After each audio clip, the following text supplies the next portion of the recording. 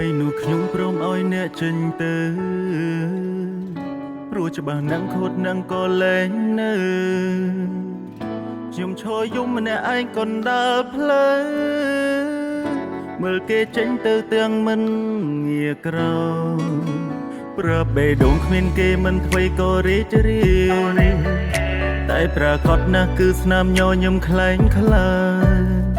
រូបភាពចាស់ពួកយើងមិនទាន់លុបចេញឡើយនៅតែលួចមើលហើយហូរទឹកភ្នែកឥតស្បើ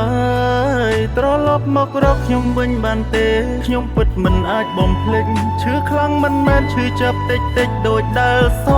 មដែរកុំធ្វើមនុស្សចិត្តដាច់ឲ្យខ្ញុំយំម្នាក់ឯងខ្ញុំឈរចាំនៅត្រង់កន្លែងដែលអ្នកចាចេញត្រឡប់មកជួបទឹកភ្នែកដែលហូរដូចដែលអូនធ្លាប់សន្យាបងកំពុងយំអូននៅទីណាក្រែងផាស្រឡាញ់មិនដេចចាចេញទៅបានទៅទាំងមិនបានដេញត្រឡប់វិលមកវិញបងភ្លេចអូនមិនបាន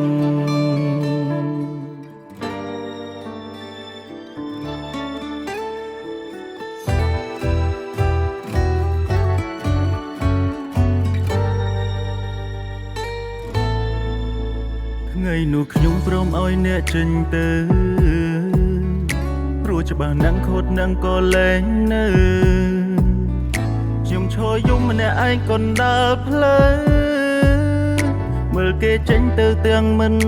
ងាក្រប្រាប់បេះដូងគ្មានគេមិនអ្វីក៏រីករាយតែប្រកបណាស់គឺស្នាមញញឹមខ្លែងខ្លាយរូបភាពចាស់ពួកយើងមិនទាន់លុបចេញឡើយនៅតែលួចមើលហើយហូរទឹកភ្នែកឥតស្បើយត្រឡប់មករកខ្ញុំវិញបានទេខ្ញុំពិតមិនអាចបំភ្លេចឈឺខ្លាំងមិនមែនឈឺចាប់តិចតិចដូចដែលសមដែរកុំធ្វើមនុស្សចិត្តដាច់ឲ្យខ្ញុំយំម្នាក់ឯងខ្ញុំឈរចាំនៅត្រង់កន្លែងដែលអ្នកចាចេញត្រឡប់មកជួបទឹកភ្នែកដែលហូរដូចដែលអូនធ្លាប់សន្យាបងកំពុងយំអូននៅទីណាក្រែងផាស្រឡាញ់មិនដេចចាចេញទៅបានទៅទាំងមិនបានដេញត្រឡប់វិលមកវិញបងភ្លេចអូនមិនបានត្រឡប់មករកខ្ញុំវិញបានទេខ្ញុំពិតមិនអាចបំភ្លេចឈឺខ្លាំងមិនមែនឈឺចាប់តិចតិចដូចដែលសមដែរ